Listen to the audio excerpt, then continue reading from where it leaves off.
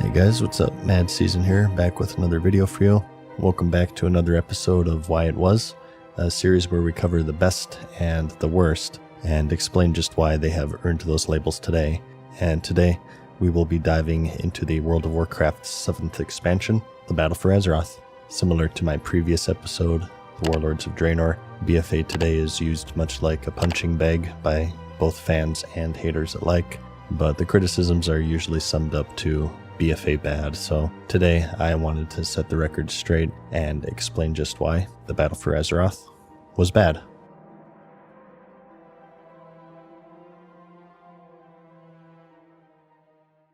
Before we get into it, I would like to thank the sponsor for today's video, Exit Lag. What it does is it optimizes your game's performance and connection. For example, here's a before with classic World of Warcraft. As you can see, my ping is in the 60s. It's really simple to use. You just go to their website, make an account, download the client, and just like that, you have AI route optimization, dynamic stabilizers, and diagnostic centers. There are a ton of games compatible that you can find with a search, so I just look for World of Warcraft here, and with a couple of clicks, I'm all set up. From there, you just relaunch the game, and as you can see, it cut it all the way down to 30, which is huge, especially if you're doing something like PvP. So try out Exit Lag and see if it works for you, and be sure to use my promo code for a discount. And if you have any friends, they also have some duo and squad packages for discounts for multiple people. And also be sure to check out their birthday offer that's going on where you can get 12 months for only paying 6, and take the time to up your game. But anyways, back to the video.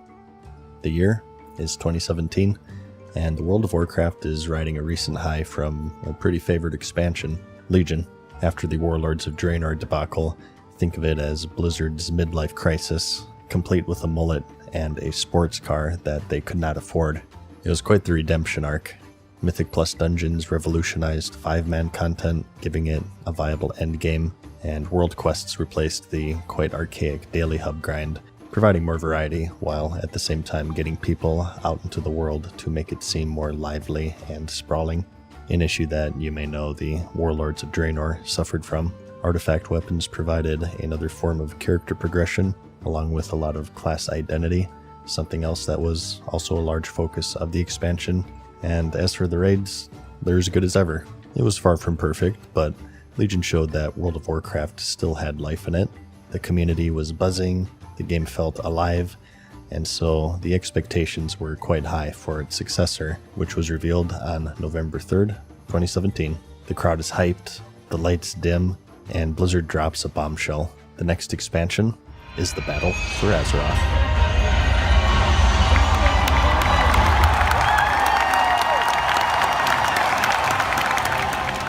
It was what initially made the Warcraft franchise great.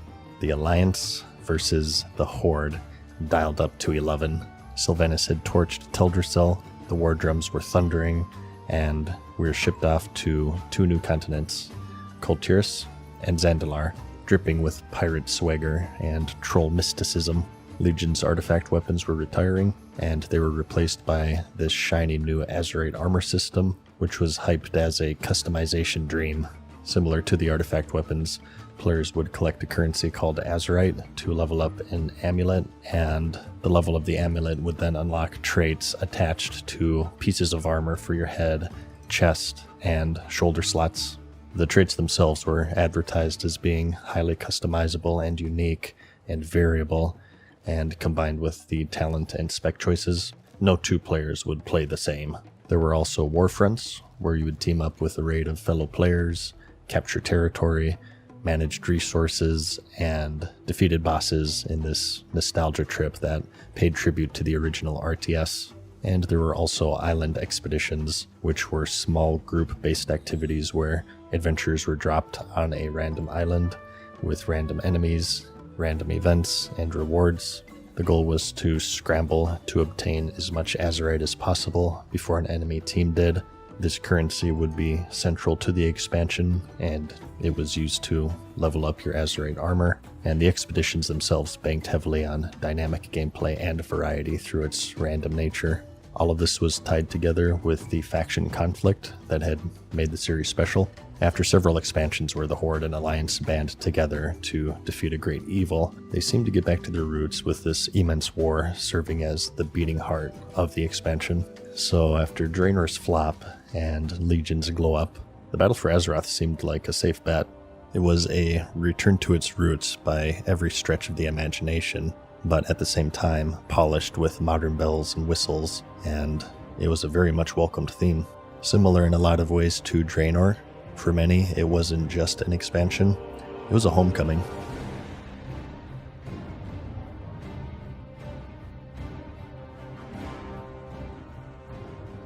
Say what you will about Blizzard, but they've never had an issue in selling expansions. In fact, it almost seems to be an inverse relationship, with some of their worst received critically selling the most. And the battle for Azeroth was no different. Hype-wise, it wasn't quite at the same level as the Warlords of Draenor, I would say. And as for subscriptions, it was hard to tell because the numbers were no longer public at this point. But regardless, there still was a lot of excitement buzzing around it. It officially launched on August 14th, 2018, and the numbers were initially great. There were 3.4 million copies sold day one, with subscribers spiking like it was 2008 all over again. And as far as technical issues during the launch, it wasn't too bad. Certainly nowhere near as bad as the Warlords of Draenor. People did the typical stuff. They leveled to the new max, explored the new features, but it wouldn't be long until the cracks started to show, as unfortunately, each of the major features had started to fail one by one, starting with what was easily the most important, the Azerite armor. Artifacts, Azerite armor, and later Torghast legendaries. These are all examples of borrowed power systems. That is, features that are used as character progression to fit the theme of the expansion, and when that expansion is over, they are discarded. This is done, rightfully so, to avoid bloat. If each of these systems were maintained and updated throughout each of these expansions, there would be over a dozen forms of character progression that the players would have to keep up with. Similar to, say, an old mobile game that's been running for over a decade. They become quite messy, confusing, and much too intimidating for new players to get into. So right out of the gate, Blizzard had dug themselves into this hole because they were losing several borrowed power systems that heavily influenced how the classes played. You had not only the artifact weapons from Legion, but also legendaries, those Argus trees that came in patch 7.2, and also tier set bonuses. And so each and every class headed into BFA losing a large chunk of their toolkit, and as a result, they also lost their polish and feel. The reason why Azerite armor existed in the first place was to try to fill in this gap, but unfortunately, for many reasons, it failed. When it was revealed in BlizzCon 2017, it was hyped to the moon as game-changing traits and handcrafted customization. Players would be able to pick their playstyle, teasing, for example, stuff like stand in the fire longer to heal the tank, or boost your mobility. You might find a power that makes you think twice about using a talent that you'd previously written off. And you will certainly find combinations that reinforce your favorite way to play your character. But in reality, these traits would unfortunately be very bland. You had things such as proc a bleed, proc a heal, gain X stat for 10 seconds on a crit, or sometimes even just straight up passive stat boosts. They simply weren't as game-changing as advertised, especially compared to the Legion artifacts, which actually had traits that did change how your class played when you got them. Although there was no real choice, since you just eventually got every trait in these artifact weapons, they actually were pretty game-changing. Additionally, another thing they were banking on, which was choice, fell victim to the same problem that the game had faced since its release in 2004 with its old talent trees. It only provides the illusion of choice because there's always a best, and most of the player base did just that. They opened up an Icy Veins guide and picked the best trait. Simple as that. And again, traits that didn't actually alter your gameplay, but were instead pretty bland passive effects and procs that the players didn't even realize they had half the time. Another issue that made it fall short was that, unlike the Legion artifacts, the traits weren't unique to each class, let alone spec. As mentioned, one of the areas that Legion excelled at was class fantasy. There's a big pruning that happened in the transition to give them more identity, and it was something that was complemented quite nicely with the artifacts themselves. It's hard to not feel like a paladin when you're wielding Ashbringer, or an arcane mage when you have a Luneth, but these artifacts and all of their unique spec-based traits were replaced with things like chance to apply a bleed, or plus X mastery for 10 seconds, and as a result, all of this class fantasy that they had worked so hard to build in Legion just evaporated, and the classes became much more homogenized. In addition to this was also made worse with the fact that they had killed tier sets. Raiding's holy grail since its launch, where each week you're waiting for that next drop to get that next set bonus for an effect that actually felt fun. However, because Azeroth armor used these slots, tier sets were nowhere to be found. Once again, the developers claimed that players would get their customization from the Azeroth armor itself. And beyond that, another side effect was that it suffered aesthetically. The tier sets looked awesome, and again, adding to the class identity. It's nice to look like a mage when you're doing mage things, but instead of these class-themed sets, they had raid-themed sets, which would be cloth, leather, mail, and plate that matched the aesthetics of the raid rather than the class. And an unfortunate thing is that they were shared between all of the classes, such as Monk, Rogue, and Demon Hunter.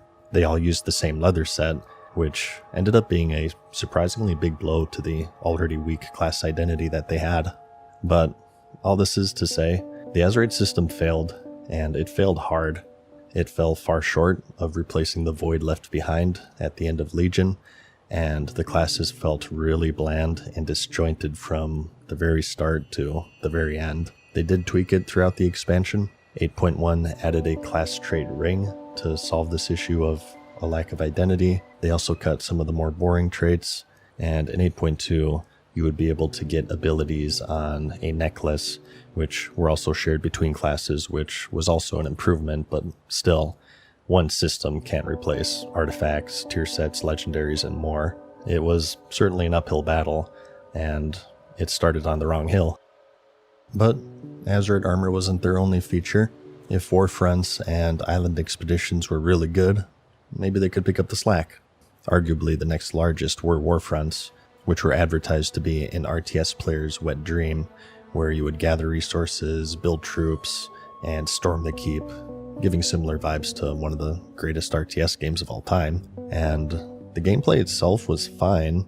Everything functioned as it should have, and they cycled through different stages that were progressed by donating resources to the war effort, which randomly granted good rewards once per cycle, and lesser rewards as much as the players wanted to run them. It was an interesting cooperative experience, but they suffered one major flaw that brought it all down and made them into one of the biggest chores of the expansion.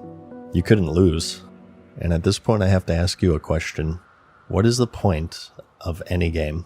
Chess, Mario, tic-tac-toe, a foot race, no matter how old or how new or how simple it is or how complex, they fall under this basic premise. You are offered obstacles and also rewarding solutions to overcome those obstacles. And while the solutions may vary, the satisfaction that you get from them is derived from some sort of challenge or threat of failure. Beating a level in Mario is satisfying because you successfully jumped all of the pits and stomped all of the Goombas, and winning a round in chess feels good because you won a battle of wits against your opponent and you captured their king. These games exist because they are competitive to some degree, whether they be against an AI or another player, and therefore they have some sort of rewarding characteristic to them. But the issue with Warfronts was that they were near impossible to lose. If a team performed poorly, the punishment wasn't a loss, it was just a slower win, and in fact, in a sad way, losing a match was more of an achievement than winning, with the only known recorded loss being from the streamer Asmongold and his viewers, who had to sit idle in their base the entire game to force a loss. Wow, we have achieved the impossible. We thought that there would be no way that you could actually lose a Warfront. And today, we have proven people wrong. Quite possibly the only Warfront group to see the defeat screen.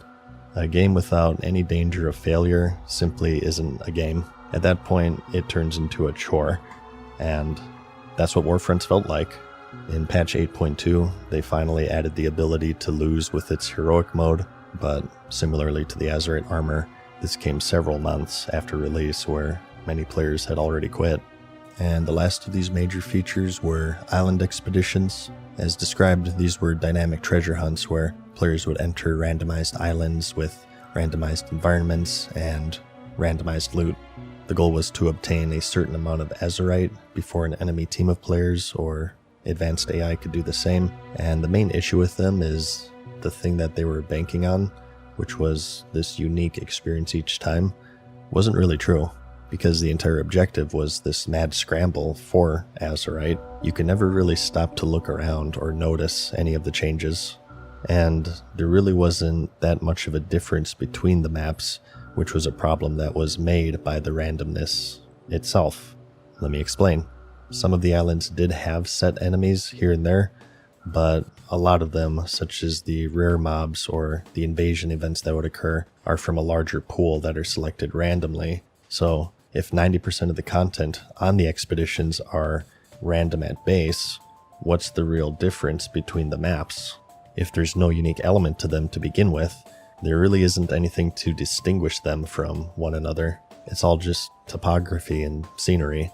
Like, here's a hill here instead of there, or maybe this rune is in that location, and all of the maps were just slightly different variations of tropical islands, leaving little variety in the actual setting. It would be similar if every dungeon in the game, instead of having these set mobs and set bosses, they all just had a random assortment as a baseline. Mixing them up the next time you ran them doesn't really offer a meaningful, unique experience. There's nothing to make a player get excited for getting a freehold key, or perhaps a Shrine of the Storm, because they're essentially the same aside from layout, except instead of a unique layout that these dungeons have, they would just all be tropical islands. The reward structure was also pretty poor. You either got some cosmetic piece of gear, sometimes a pet, and sometimes nothing. Just some Azerite, which you could get from basically any other activity in the game. They did eventually add a vendor so that players could target some rewards, which did add some structure to them, and it gave players long-term goals to work towards instead of just rolling the dice every turn. But again, much like the Azeroth armor in Warfronts, it was added several months after the game's initial release, once more going down the same old line of releasing these features in a broken state and then fixing them several months later after the bulk of the player base had already quit. Beyond all of its major features flopping, the game at this point also started to suffer heavily from daily and weekly fatigue.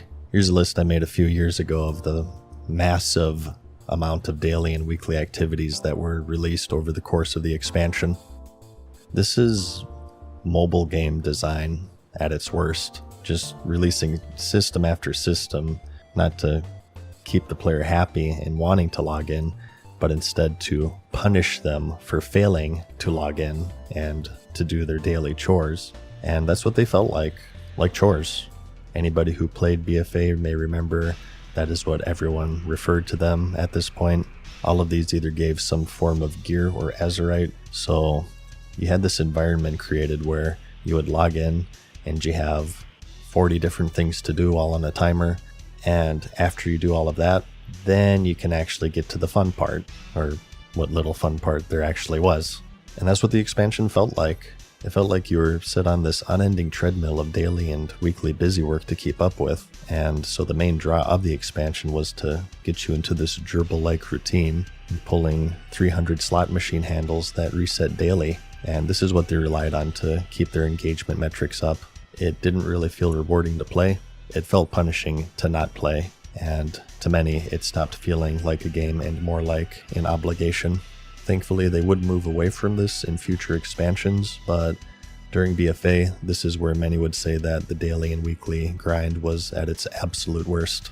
And so, the expansion just felt short in so many ways. The classes felt dull and homogenized, having lost their identity from Legion. The Azeroth armor was not nearly enough to fill the gaps that they had lost through the borrowed power systems that they'd lost at the end of Legion, so They all just felt incomplete. Warfronts were the antithesis of what a game should be due to their inability to lose them, and the Island Expedition's draw of a dynamic experience failed due to there being nothing to distinguish them from each other to begin with. All of this stuff received band-aid fixes several months later, after the majority of the player base quit, while the remaining few were encouraged to log in not through a fun and rewarding experience, but instead by the threat of falling behind by way of skipping the game's various 400 daily and weekly chores it sets you on. The expansion itself ended with a climax with the defeat of an old god, Azeroth, who had been built up in the lore for decades. The ending of an expansion is always a pretty big event, and players at this point were always treated with a long cutscene where you had major lore characters interacting with each other to put a nice bow on things, to celebrate the end of an expansion, and to also set the stage for the next adventure. For the Battle for Azeroth, however, players were treated with the very same footage you just watched as I droned over it in a monotone manner. That's it. 20 seconds, no dialogue. People were pissed, and Blizzard was absolutely blasted for this. They had to unlist the video on their YouTube page due to its negative response, and it goes down today as the laziest and most fitting end to one of the worst expansions they had ever produced.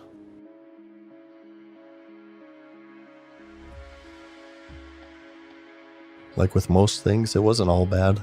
Similar to Draenor's story, the raids, as usual, were amazing. Mythic Plus was still fresh at this point, and they also had a redone PvP system with War Mode, where you would toggle it on and off, with some incentive to have it on for higher rewards. This worked really well with the theme of the expansion, and it sort of reignited world PvP in a lot of areas of the world. The only issue with that being faction imbalance, and there were some technical issues such as server lag at the time.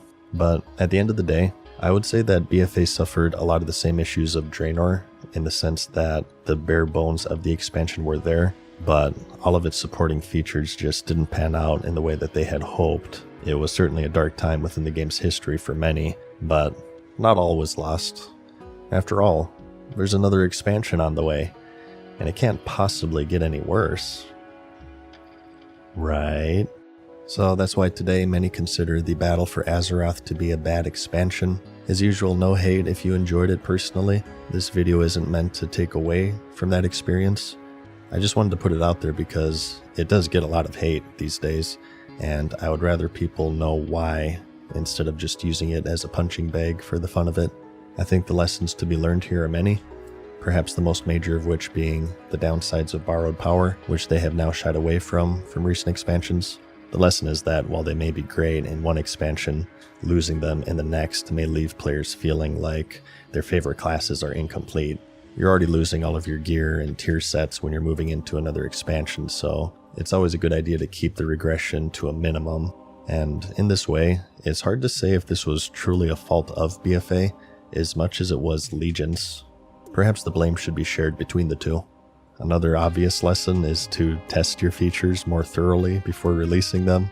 All three of these features, the armor, warfronts, and expeditions, all received updates that improved them greatly, and I would honestly wager to say that if they had all released in these states, the expansion today would actually be looked back upon as being pretty decent, but they simply didn't.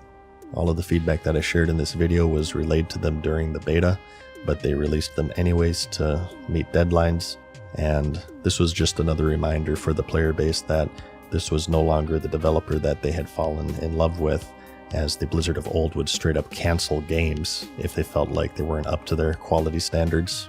And finally, it teaches the lesson not to over-rely on daily and weekly timers to keep the players coming back. While they may be effective in MAU numbers, at a certain point it becomes excessive and it starts to feel like a mobile game more than an MMO, where you take care of various chores before you can actually do what you logged in to do. It's like the gaming equivalent of eating your spinach before you can move on to dessert. I'm all for a healthy diet, but this is a video game. They're supposed to be fun. If the players are obligated to play them for anything other than relaxation and enjoyment, it's a bad sign for its health. But the real question is, did Blizzard learn from all of this? Well, we will most certainly find out on the next episode of Why It Was. Thanks for watching my video. We will continue on with this series with other expansions and other MMOs and games, so stay tuned and I'll see you then.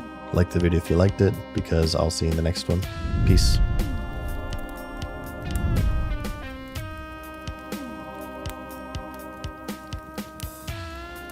Farewell for now, mortals.